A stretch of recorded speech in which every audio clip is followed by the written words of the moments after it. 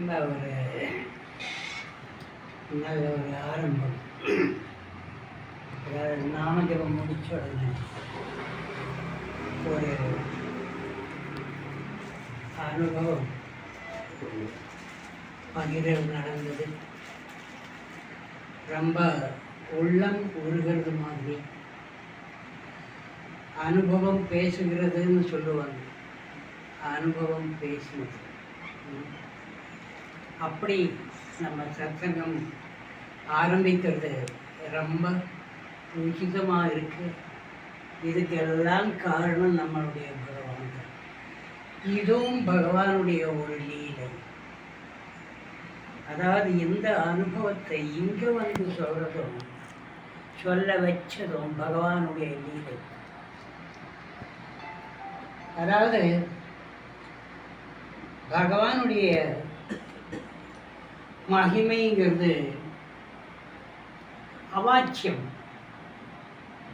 நம்மளால் சொல்ல முடியாது. அதை பற்றி ஒரு குருநாதன், உலகம் போற்றும் குருநாதன் குரு மகிமையை பற்றி சொல்கிறாரு. அது யாருன்னா கபீர்தாசன். நமக்கு எல்லாருக்கும் தெரியும். குருநாதனை பற்றி அவர் என்ன சொல்றாருன்னா, சப் தர்த்தி காகது கரும், இந்த பூமி பூராவும் காயதமாக பண்ணுவோம். சாத்த சமுந்தர் மசீக்கரும், 7 கடல்களும் மயிலாக்குவோம் எழுதுறது. லேखனை சப் பெனராய், எழுது பேனாவா காட்டில் உள்ள பெரிய மரங்களெல்லாம் எடுத்து கொண்டு வருவோம் எழுதுறதுக்கு. அப்படி எழுதினாலும் குரு மகிமையை எழுதி முடிக்க முடியாது. இது நம்மளுடைய பகவானுடைய மகிமைக்கும் பொருந்தும். எல்லா குருமார்களுடைய மகிமைக்கும், முக்கியமாக நம்மளுடைய பகவானுடைய மகிமைக்கும் பொருந்தும். இந்த பகவானுடைய மகிமையை தேடி ஆக்சுவலாக என்ன நடக்குதுன்னா, மாம்பழத்தில் மழை பெய்கிறது. என்ன மழைன்னா அருள் மழை. பகவானுடைய அருள் மழை மாம்பழத்தில் நிறைய பெஞ்சிட்டு இருக்குது. ஆனால் நம்ம விஸ்வநாதருக்கும் கூட இருக்கிற பக்தர்களுக்கும் ஒரு புயல் தேவைப்படுது. மழை பத்தல, அதனால் அந்த புயல் தேடி புறப்பட்டிருக்காங்க. எங்கெல்லாம் போகலாம், மேலும் மேலும் மகிமையை பெறணும், தெரியணும், அனுபவிக்கணும் அப்படின்னு புறப்பட்டு இருக்காங்க. அதில் ஒரு ஒரு ஒரு பகுதி, அந்த அருளினுடைய ஒரு பகுதி இங்கேயும் தந்துட்டு போகலான்னு வந்திருக்காங்க. ரொம்ப ரொம்ப சந்தோஷம். எல்லாருக்கும் என்னுடைய பாத நமஸ்காரம்.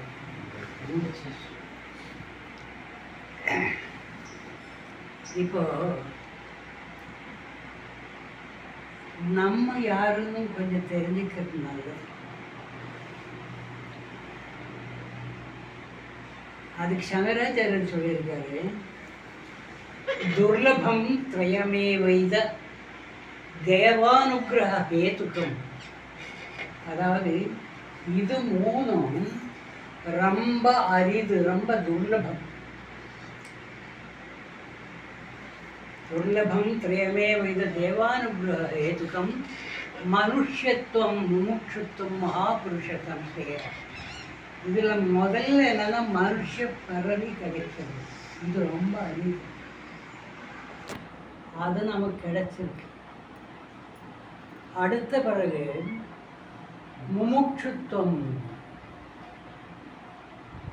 இவ்வளவு வாழ்க்கையில் இது ஒரு விபூதின்னு சொல்லுவாங்க. அதாவது ஒரு உற்சவம்.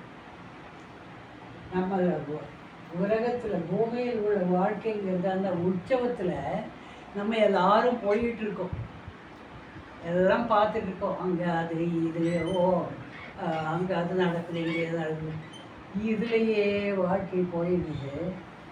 அப்புறமா ஒரு சிலருக்கு இவ்வளவு தானா வாழ்க்கை அப்படின்னு தோணும். இதுக்கு மேலே ஏதாவது இருக்கா? சரி, இருந்தால் அதை அடையணுமே, அதுக்கு என்ன வழி? அதுக்கு முமுட்சுத்துவம் சொல்றது. அதை அடையிறதுக்கு அது பின்னாடி போகிறது. அதுக்காக அப்புறமா தியாகம் செய்ய ஆரம்பிப்பாங்க. போக போக இதில் அப்படியே போகும்போது என்ன ஆகும்னா, ஒரு பற்றற்ற நிலை வரும். அதனால தான் இந்த மாதிரி சத்சங்கத்தை பற்றி சொல்லும் பொழுது, சத்சங்கத்துவே நிசங்கத்துவம். சத்சங்கத்தில் நம்ம போய் சேர்ந்து கலந்து அதை அனுபவிச்சுட்டு இருக்கும் பொழுது ஒரு பற்றற்ற நிலை வரும். நிசங்கத்துவம். நிசங்கத்துவே நிர்மோகத்துவம். நிர்மோகத்துவம்னாக்க ஒரு எல்லா ஆசைகளும் அடங்கும். நிர்மோகத்துவே நிச்சல தத்துவம். அதாவது நிச்சலம்னாக்கா சரீரம் மட்டும் நிச்சலமாக இருக்கிறது இல்லை, மனசு. மனசு நிச்சலமாக்குறது ரொம்ப கஷ்டமான ஒரு வேலை. அதுக்கு தான் ரமணர் மனோவ நாசம்னு சொல்லுவாங்க. நம்ம பகவான் சொல்லுவார், this beggar has no mind. அந்த ஒரு நிலைக்கு வந்தால் தான் ஞானம்னு அதுக்கு சொல்கிறது. அது ரெண்டு ஒன்றே தான். மனசு ஒடுங்கினா தான் ஞானம் வரும். This beggar has no mind. This beggar died at the feet of Swami Ramdas in 1952. 1952 சுவாமி ராம்தாஸினுடைய பாதங்களில் இந்த பிச்சைக்கார செத்து இழந்துட்டேன் அப்படின்னு சொல்கிறாரு. அது என்னன்னா நிச்சல தத்துவம், மனசனுடைய நிச்சலம். மனசில் வேற எதுவும் கிடையாது. அதுதான் நிர்மோகத்துவ நிச்சல தத்துவம். நிச்சல தத்துவ ஜீவன் முக்தி. அதுவும் அன்பற்ற ஜீவன் முக்தி. அது கிடைச்சவங்க தான் நம்மளுடைய பகவான். அங்கே பகவானுடைய அப்போ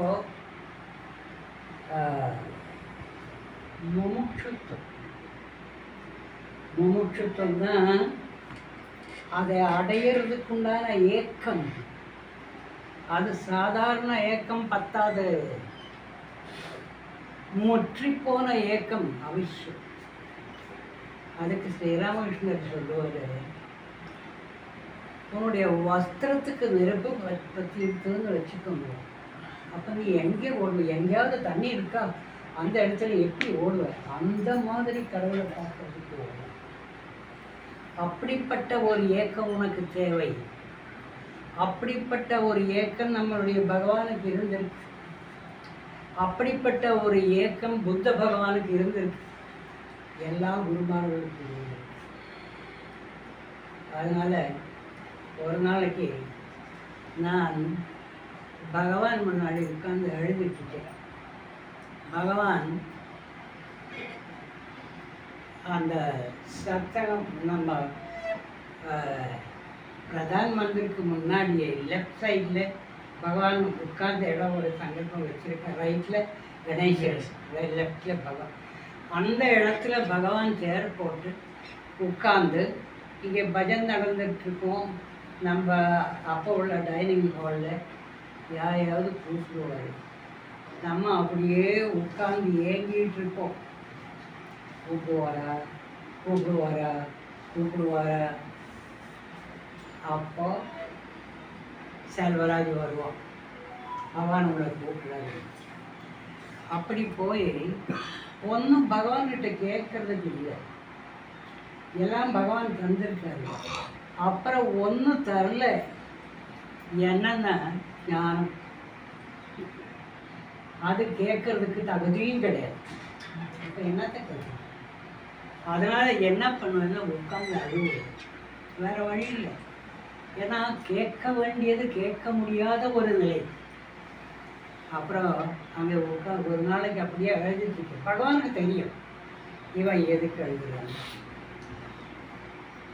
அன்னைக்கு பகவான் சொன்னார், Karunakaran, only God, then only something will happen. கடவுள் மட்டுங்கிற ஒரு நிலைக்கு நீ வரணும். ரொம்ப கஷ்டமான வழியில் கடவுள் மற்றும் ஒன்லி காட். அதுதான் இந்த ரெஜினா ராயன் அம்மா புத்தகத்துக்கே பேர் வச்சிருக்காங்க, ஒன்லி காட். அது யாரும் ஒரு பேர், நல்ல டைட்டில். அதுதான் பகவான் அடையிறதுக்கு உண்டான சீக்கிரட்டும். அது நம்ம பகவானை பொறுத்த வரையிலும் இந்த மாதிரி பெரிய பெரிய தத்துவங்கள் ரொம்ப எளிதாக நமக்கு கூறுவார். அதில் எவ்வளவு சமாதானம் இருக்குது. ஒன்லி காடுங்கிறதுலே இந்த பற்றற்ற நிலை, விரக்தி, அது எல்லாம் விட்டுட்டு கடவுள் மட்டுங்கிற ஒரு நிலை, அதுக்காக வாழ வேண்டிய ஒரு நிலை, அது ரொம்ப எளிதாக, அதுதான் சீக்கிரட்டே.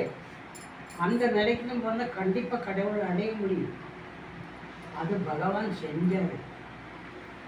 அதுக்கு நிறைய அது தியாகம் தேவை, தியாகம் தேவை. அதுக்கு நம்ம ஒரு மனிதன் இன்னொரு மனிதனோட காட்டக்கூடிய அன்புக்கு அன்புன்னு பேர். அது கடவுள்கிட்ட அந்த அன்பு வருது, அது பக்தி. கடவுள்கிட்ட நம்ம ஒரு அளவற்ற ஒரு பக்தி. எனக்கு ஞாபகம் வருது அதன்னு சொல்லி, பகவான் சில செஞ்ச மிரக்கலை பற்றி நம்ம விஸ்வநாதன் சொன்னார். அவனுடைய சம்சாரத்துக்கு எவ்வளவு, இதில் எல்லாம் நிறைய விஷயங்கள் இருக்கு. ஆனால் அவங்க இப்போ என்ன நினைக்கிறாங்கன்னா, ரெண்டு பேர், ஏன் பகவான், ஏன் பகவான், இவங்க என்ன நினைக்கிறாங்க, என்னுடைய பகவான், இவர் என்ன நினைக்கிறாரு, என்னுடைய பகவான். அத்தனை பக்தர்களையும் என்னுடைய பகவான், என்னுடைய பகவான் அப்படின்னு நினைக்க வைக்கிறாரு. அதுதான் பெரிய மிரக்கம். அதாவது பகவான் எனக்குரியது, அது வேற யார்கிட்டையும் நமக்கு அந்த மாதிரி ஒரு உறவு வர்றதில்லை. இதுதான் பகவான் பண்ணக்கூடிய மிரக்கல்ல ஒரு பெரிய மிரக்கல். எல்லாரும் என்னோடது என்னோடது என்னோடது, உண்மையும் தான். ஆனால் இத்தனை பேத்தையும் இணைச்சிட்டு அவர் தனியாக நிற்கிறார். எனக்கு குருநாதனை பற்றி என்ன சொல்லாருங்க, ஏகம் நித்தியம் விமலம் அச்சலம் சர்வதீம் சாட்சி பூதம் பவாதீதம் விகுணரகிதம் சத்குருவும் தோன்றார். அது ஏக்கமாக நிற்கிறாரு. ஆனால் இந்த உலகம் பூராவும் அவருக்குள்ள இருக்கார். அதாவது குருர் மத்தியே ஸ்திதோ விஸ்வம், குருவினுடைய நடுவில் மத்தியத்தில் பூரா உலகமும் கிடக்குது. விஸ்வ மத்தியே ஸ்திதோ குரு, குரு இந்த உலகத்தினுடைய மத்தியில் குருநாதன் இருக்கார். குருநாதனுடைய மத்தியில் உலகம், இதுதான் அவருடைய. அதனால தான் அமெரிக்காவில் ஏதோ ஒரு டிவோட்டி ஒரு அம்மாவுக்கு என்ன நடக்குதுன்னு அவங்க இங்கே வந்த பிறகு அவங்க ஒரு வேர்ல்டு டூர் போகிறாங்க. வேர்ல்டு டூரில் போயிட்டு அதில் இத்தாலியும் விசிட் பண்ணுறாங்க. இத்தாலி விசிட் பண்ணிவிட்டு பகவான் அவங்க திருவண்ணாமலைக்கு வந்த பிறகு கேட்குறாங்க, நீ எங்கெல்லாம் போனேன், இத்தாலியிலே நீ அங்கெல்லாம் போனேன், நான் இந்த இடத்துலலாம் போனேன் பகவான் அப்படின்னு அவங்க சொல்கிறாங்க. அவ்வளோதானா, நீ இந்த இடத்துக்கு போகலை? ஆமாம் பகவான், நான் மறந்துட்டேன். சரி, ஒரு அம்மா வேர்ல்டு டூர் போகிறாங்க, எங்கேயோ அது இங்கே ரெஜிஸ்டர் ஆயிருக்கு. அதனால தான் குருர் மத்திய ஸ்திதோ விஷயம் சொல்றது. அப்படிப்பட்ட ஒரு குரு தான் தன்னுடைய மகிமையை தேடி சேலம் வரையிலும் வந்துட்டு முமுட்சுத்துவம் தான் உங்களை கொண்டு வந்து இன்னும் பகவானை பத்தலை, பகவானுடைய அருள் பத்தலை, இன்னும் வேணும் இன்னும் வேணும், எங்கே போய் அழலாம். நான் பாராட்டுறேன், எனக்கு அது நிறைய அனுகிரகம் கிடைக்கும். ஏன்னா உங்களோட உட்காரும் பொழுது பகவான் கூட உட்காரும் மாதிரி அதே தான். ஏன்னா பகவான் வேற இல்லை, பக்தர்கள் வேற. ஒவ்வொருத்தருக்கும் உள்ள பகவான் குடியிருக்காரு. அவருடைய நாமம் ஜபிக்கணும்னு சொன்னார். நாமம் ஜபிச்சால் நீங்களும் பகவானும் ஜபிக்கிறவனும் பகவான் ஒன்றாயிடுறாங்க. அந்த நாமம் ஜபிச்சுட்டு இருக்கிறவங்க புனிதமானவங்க. அப்போ முமுட்சுத்துவம், அந்த முமுட்சுத்துவம் தான் உங்களை கொண்டு வந்திருக்கீங்க. அப்புறம் அடுத்தபடியாக என்னென்னா மகாபுருஷ சம்சேகம், மனுஷத்துவம் முமுட்சுத்துவம் மகாபுருஷ சம்சேகம். ஒரு மகாபுருஷனோட தொடர்பு வர்றது இன்னும் அரிது. ஒன்றும் மனுஷ பறவை கிடைக்கிறது அரிது, அடுத்தது முமுட்சுத்துவம் வர்றது அரிது. எங்கே மெட்ராஸ்லேயே இன்னும் பறவை இருக்காது. சில பேரால் முடியல, சில பேர் சத்தத்துக்கு வருமா, சில பேரால் பிளேம் பண்ண முடியாது. ஏன்னா வாழ்க்கைங்கிறது ஒரு பரிணாமம். வாழ்க்கைங்கிறது இது கைண்ட் ஆஃப் எவல்யூஷன். அந்த பரிணாமத்தில் ஒவ்வொருத்தர் ஒவ்வொரு ஸ்டேஜில் தான் இருக்காங்க. அது நம்ம இருக்கிற ஒரு நிலை இருக்குவாங்க. அதில் அவங்க இன்னும் சேரலை, பட் வந்துட்டுருக்காங்க. ஆனால் பகவானுக்கு நீ எந்த நிலையில் இருந்தாலும் அவர் உன்னை தொட்டு அடுத்த நிலைக்கு கொண்டு போகிறாங்க. பகவான் எனக்கு ஞானம் தரலையே அப்படின்னு நம்ம கம்ப்ளைண்ட் பண்ண முடியாது. ஏன்னா தகுதி இருந்தால் தானே அவர் தருவது. ஆனால் அவர் தர வேண்டியதை தந்திருக்காரு. இந்த பரிணாமத்தில் ஒரு நிலையில் இருந்த அடுத்த நிலைக்கு அவர் கொண்டு போயிருக்கார். எப்படி? சிகரெட் குடிச்சிட்டு. இந்த சிகரெட் குடிக்கிறத பற்றி கையில் என்ன எழுதியிருக்காருன்னா, அது முதிக்கு சமம். ஷிர்டி பாபாவோட முதி இருக்குல்ல, அதில் எல்லா பாவங்களும் இருக்கிறதுக்கு அவர் அங்கே வச்சிருக்காரு. இதே மாதிரி பகவான் நம்மளுடைய பாவத்தை தான் இருக்கிறார். அதனால தான் அவர் சொல்றாரு, this is not cigarette, this is secret, this is secret. ஆனால் எவ்வளவு பெரிய தியாகம் அவர் செய்கிறார். ரொம்ப ஸ்ட்ராங்கான ஒரு பிராண்டு சிகரெட் சார்மினார், அதுதான் குடிக்கிறார்.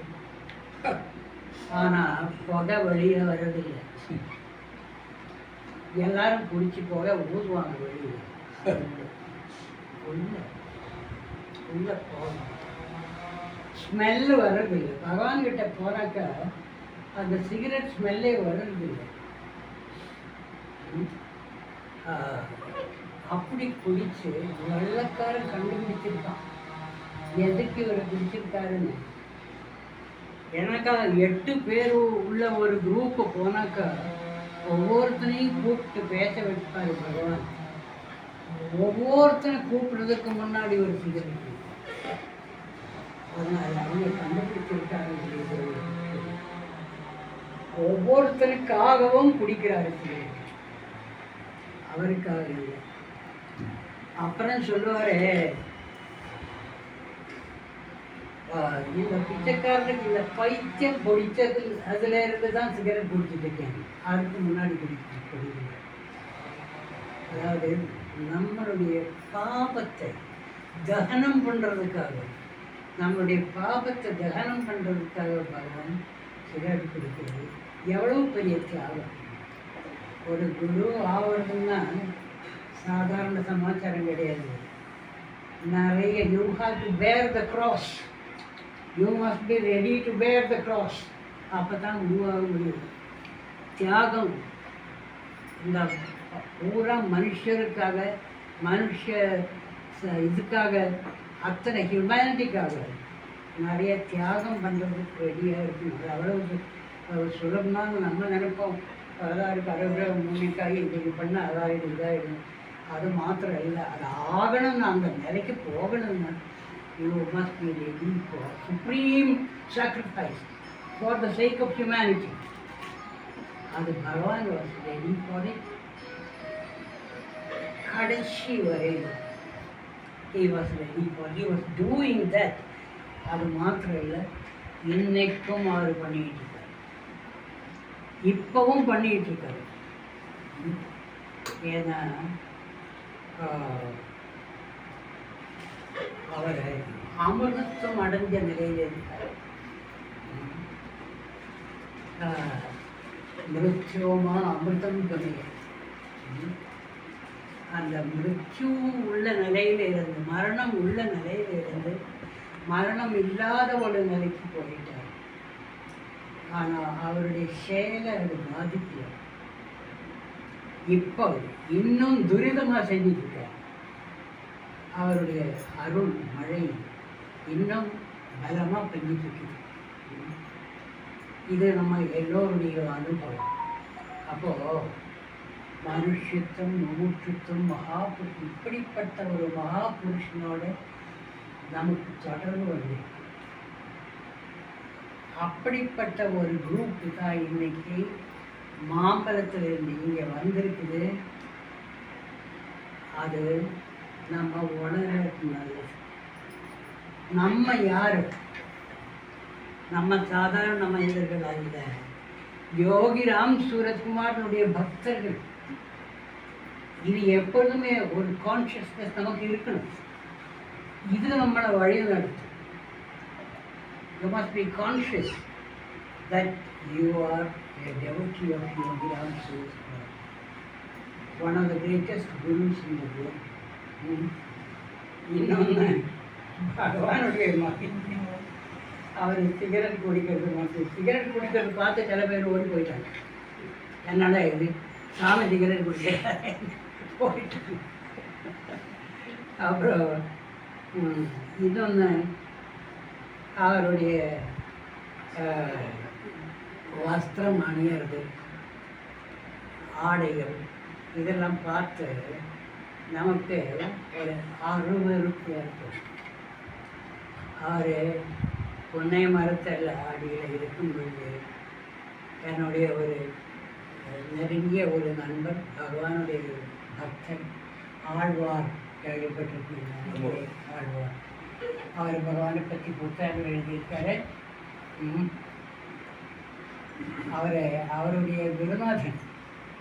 அவருடைய குருநாதன்னா அவருடைய பாஸ் ராமானுஜாச்சாரி அப்படின்னு ஒருத்தர் லிக்னைட் கார்பரேஷனில் அதில் ஹெட்டாக இருந்தார்.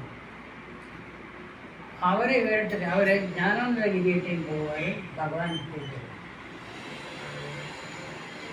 அப்போது இவரும் அவரை கூட போவார்.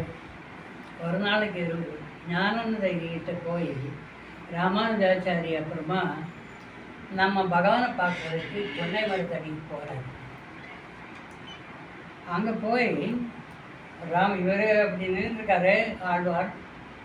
ராமானுஜாச்சாரி பகவானை சாஷ்டாகமாக விழுந்து வணங்குறார்.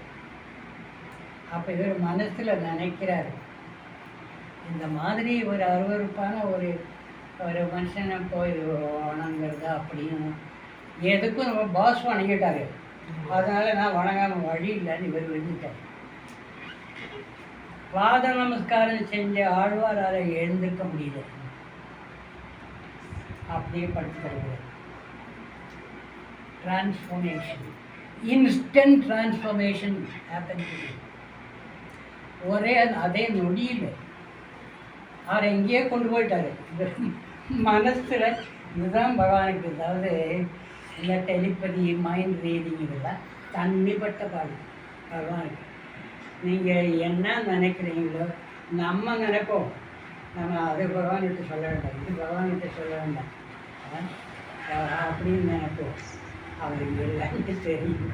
Inside out he knows thoroughly யாராக இருந்தேன், யாராக இருக்க போகிறேன், இது அத்தனையும் தெரியும். அப்படிப்பட்ட ஒரு பகவானுடைய மகா புருஷ சம்சயம். அப்படிப்பட்ட ஒரு குருநாதனுடைய தொடர்பு வந்திருக்குது. நம்மளுடைய ஒரு முயற்சியினால் மட்டும் வரல.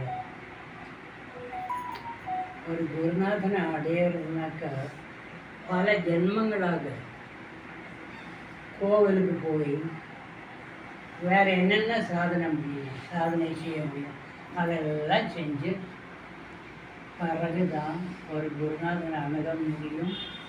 அதுவும் நம்மளால் செய்ய போகணும்.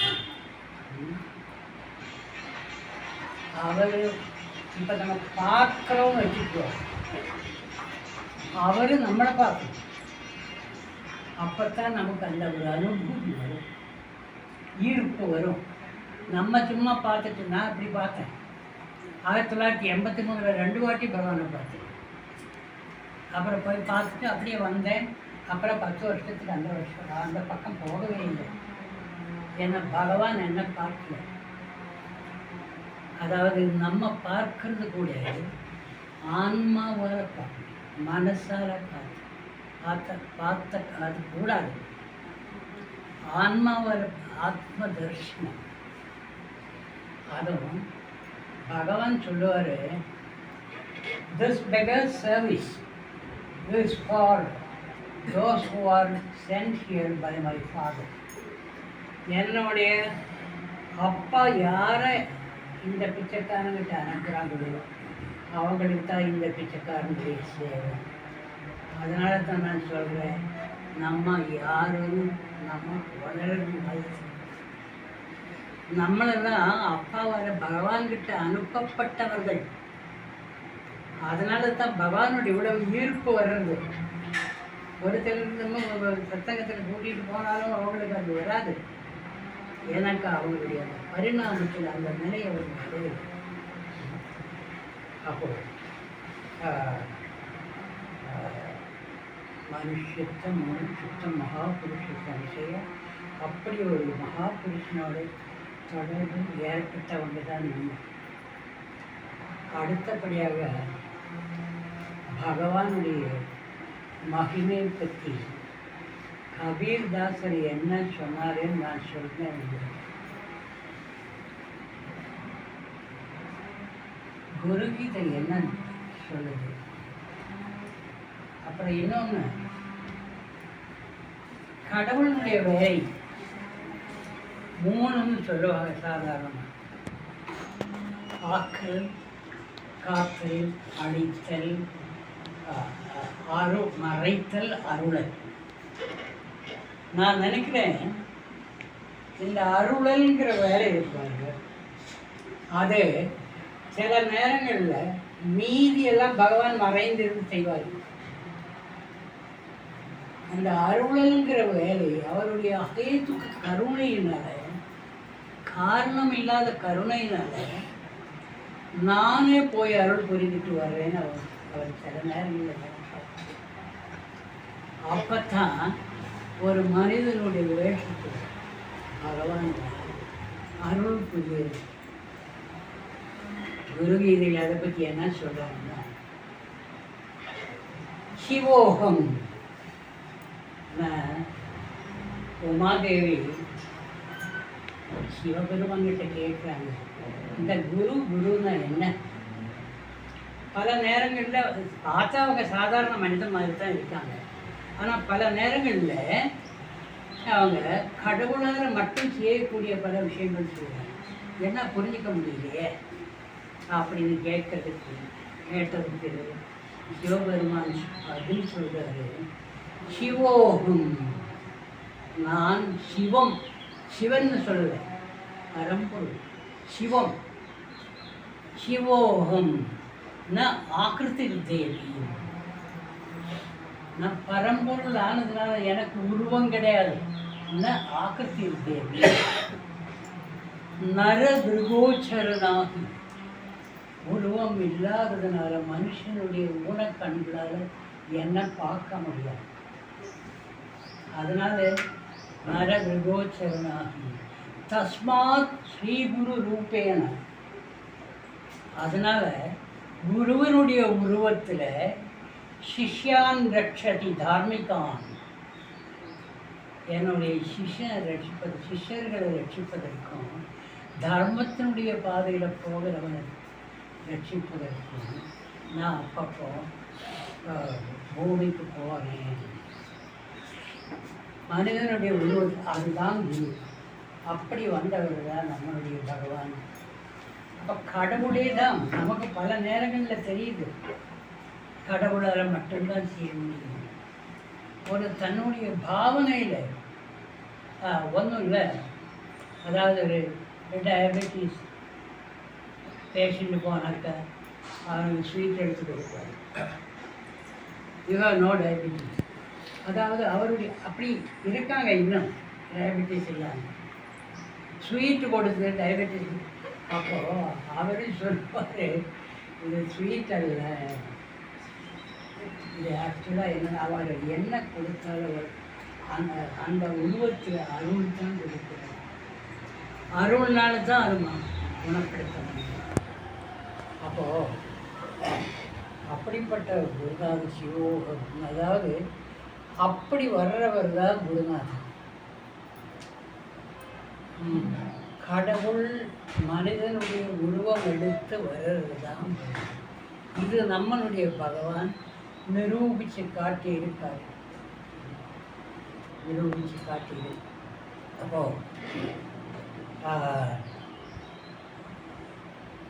இன்னொன்று, பகவானை கண்டுபிடிக்கிறது, அவர் யாருன்னு உணர்றது அவ்வளவு சுலபம் அல்ல. அந்த ஒரு மகாபுருஷனோட நமக்கு தொடர்பு வந்ததில் நம்ம இந்த ஜென்மத்தில் செஞ்ச புண்ணியம் மாத்திரம் அல்ல, சாதனா பகுஜன்ம வியாப்தான்னு சொல்லுவாங்க. அதாவது பல ஜென்மங்களாக பறந்து கிடக்கிறது நம்ம சாதனை. ஒரு ஜென்மத்தில் மட்டும் செஞ்ச சாதனையினுடைய பலனாக போய் நம்ம சாதனைக்கு பார்க்கல, பல ஜென்மங்களாக செஞ்சுருக்கோம். அதனுடைய பலனாகத்தான் நம்ம குருநாதனை பார்த்துருக்கோம். அப்படி ஒரு மகாபுருஷ சம்சய தொடர்பு மகாபுருஷனோடு நமக்கு வந்திருக்குது.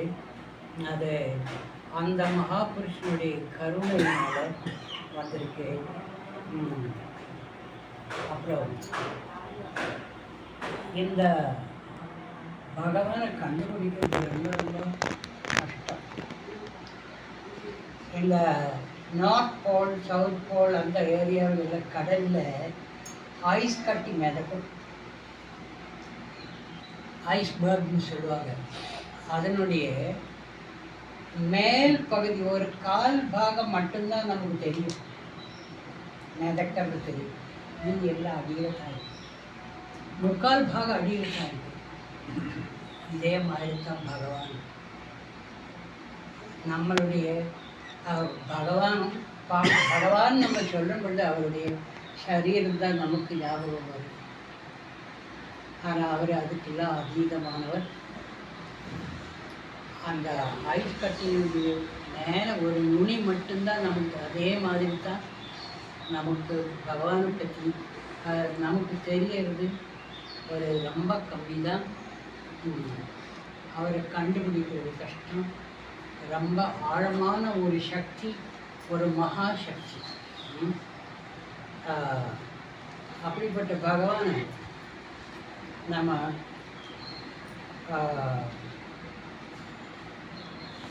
எப்படி பகவானை அடையிறது? நம்ம இப்போ சத்சங்கத்தில் எல்லாம் போகணும், பகவானை பற்றி உள்ள பகவானுடைய மகிமையை பற்றி சொல்கிறோம், கேட்குறோம். பகவானுடைய மகிமையை பற்றி நல்லது தான், சத்சங்கம் ரொம்ப நல்லது தான். ஆனால் இதெல்லாம் கேட்டு வாட்ஸ்அப் பார்த்து என்னென்ன வருது அதெல்லாம் நம்ம டெய்லி படித்து அதை ஒரு ஹேபிட்டாக்கி அது போதுமா அப்படின்னு நான் ஒரு கேள்வி உங்கள்கிட்ட கேட்க விரும்புகிறேன். இது போதுமா? மேற்கொண்டு இது நான் பகவான் நான் ஒரு வாட்டி இங்கேயே மேலேயே பகவானை பற்றி அப்படியே நினச்சிட்டு இருக்கும்போது எனக்கு ஒரு விஷயம் உணர முடியுது. அதாவது நம்மளுடைய சாதனைன்னு நம்ம சொல்கிறோம் இல்லை, ஆன்மீக சாதனை, ஆன்மீக வாழ்க்கை, அது 3 பகுதியாக பிரிக்கலாம். ஒன்று நோ காட், கடவுளை பற்றி தெரிஞ்சுக்கிறது. கடவுள்னா என்ன? அது பல விதத்தில் மகான்கள் கூறியிருக்காங்க. நிர்குணங்க ராதாரகுணம்னு சொல்கிறாங்க. அருவ வழிபாடு இருக்குது, உருவ வழிபாடு இருக்குது, உருவத்திலையும் பகவான் இருக்கு. இந்த மாதிரி பல பேர் இதெல்லாம் தெரிஞ்சுக்கிறது நோ காட்ல வருது. கடவுளை பற்றி தெரிஞ்சுக்கிறது இதுதான் நம்ம சத்சங்கத்தில் போனாலும் பெரும்பாலும் நடக்கிறது. பகவானை பற்றி மேலும் மேலும் no more and more about Bhagavan. அடுத்த ஸ்டேஜ் என்னன்னா ஃபீல் உணரணும். இது அதுவும் முக்கியம். ஃபர்ஸ்ட் ஸ்டேஜ் என்னன்னா நோ காட், பகவானை பற்றி தெரிஞ்சுக்கிறது. அடுத்த ஸ்டேஜ் என்னன்னா ஃபீல் காட், பகவானை உணரணும். அதுக்கு வழிவகுத்து கொடுத்திருக்காரு என்னுடைய குருநாதன். நாமம் நாமம் சொல்ல சொல்ல பகவானை உணர்றதுக்கு அது உதவும், மனசை அடக்கிறதுக்கு அது உதவும். ஆனால் அதுவும் நம்ம நினைக்கிறது மாதிரி அவ்வளவு சுலபம் அல்ல. மனசை அடக்கி நாமம் ஜபிக்கிறதுனா அவ்வளவு சுலபம் அல்ல. நம்ம நாமம் ஜபிச்சுட்டே இருக்கோம், ஆனால் மனசு எங்கேயோ ஓடும். இதுக்கும் கருணாமூர்த்தியாய நம்மளுடைய பகவான் சொல்றாரு, நீ கவலைப்படாதப்பா, மனசு எங்கேயாவது ஓடும், அது மனசனுடைய இயல்பு, அது போயிட்டு இருக்கும் எங்கேயாவது, கவலைப்படாது, மறுபடியும் முயற்சி எடு. நீ மறுபடியும் என் மேலே உன்னுடைய மனசை கொண்டு வா. அந்த முயற்சி ஒரு தபஸ் அப்படிங்கிறது. அந்த முயற்சி எடுத்தா போதும், அது தொடரு. அந்த முயற்சி ஒரு தபஸ். எவ்வளவு என்ன கருணை பாருங்க. இந்த மனசை அடக்கணும் எப்படியாவது, அதுக்கும் தான் வழி எல்லாம் பல வழிகள் சொல்கிறத விட்டுட்டு பரவாயில்லப்பா நமக்கு தட்டி கொடுத்து நீ பரவாயில்லப்பா நீ மறுபடியும் என்னை பற்றி நினைக்கிறதுக்கு முயற்சி எடுக்கிறேன்லே, என்னுடைய சேரட்டையோ விஷயம் ஏதாவது நினச்சா போதும். அப்படிப்பட்ட ஒரு கருணாமூர்த்தியான பகவான் நமக்கு சொல்கிறாரு என்னன்னா அந்த முயற்சியே ஒரு தபஸ். அப்போது நாமும் நம்ம விஸ்வநாத சார் சொன்ன மாதிரி அது பகவான் கொடுத்த ஒரு லைஃப் லைன். நாமங்கிறது நமக்கு பகவான் கொடுத்த ஒரு லைஃப் லைன். அதை பிடிச்சி நம்ம மேலே ஏறலாம், அதை பிடிச்சி மேலே ஏறிட்டே போகலாம். உத்தமமான ஏன்னாக்கா அதே நம்மளோட வழி நடத்தும். நாமத்துக்கே நம்மளை கைட் பண்ணுறதுக்கு உண்டான சக்தி இருக்கும். அதே நம்மளை பாதுகாத்து கொண்டு போகும். நம்மளை பாதுகாக்கிறதுக்கும் வழி நடத்துறதுக்கும் சக்தி அந்த நாமத்துக்கு உண்டு. அப்படியே நம்ம அதை பிடிச்சி முன்னுக்கு போகலாம். அது எவ்வளவு இஃபெக்டிவாக, ஏன்னா பகவான் எல்லாம் ஒரு வாரத்தில் ஞானம் அடைஞ்சாது பகவான் சொல்கிறார். ஓம் ஸ்ரீராம் ஜெயராம் ஜெய ஜெயராம் அப்படின்னு